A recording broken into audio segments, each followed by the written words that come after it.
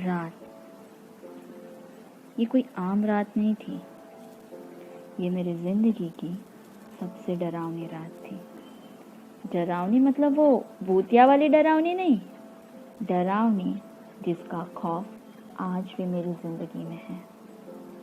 मेरी उससे एक हफ्ते से बात नहीं हुई थी। हमारे रिश्ते की जोड़ कमजोर होती नजर आ रही थी, लेकिन मैंने कुछ ना कहा, बस इस उम्मीद से कि आखिर में तो वो मेरा ही है। उस रात हुआ यूं, मेरी नाइट शिफ्ट चल रही थी। मम्मी ने बड़े प्यार से टिफिन में चाइनीज समोसे बना कर दिए थे।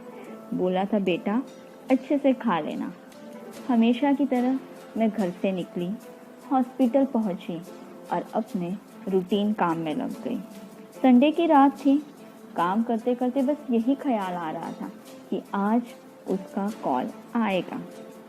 आज तो उसे अपने बिजी शेड्यूल से मेरे लिए वक्त मिला होगा। रात के 11 बज गए थे। मेरा ध्यान फोन की तरफ ही था, लेकिन कॉल ना आया।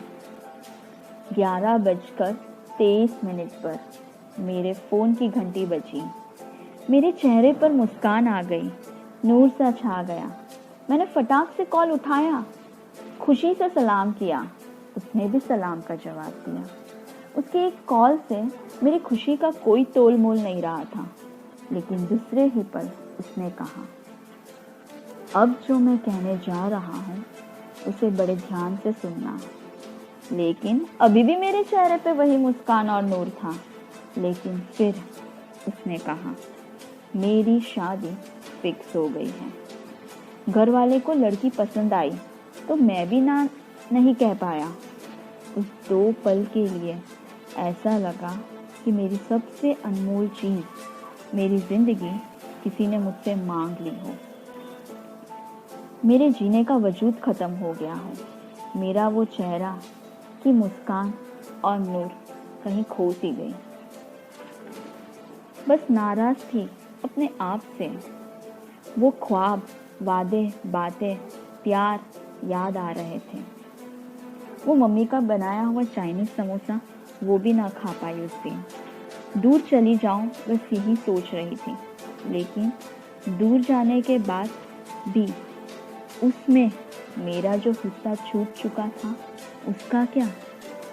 उस रात का खौफ आज भी मेरी जिंदगी में है। बस अब एक ही दुआ करती हूँ, वो जहाँ भी है, जिसके साथ भी है, खुश है।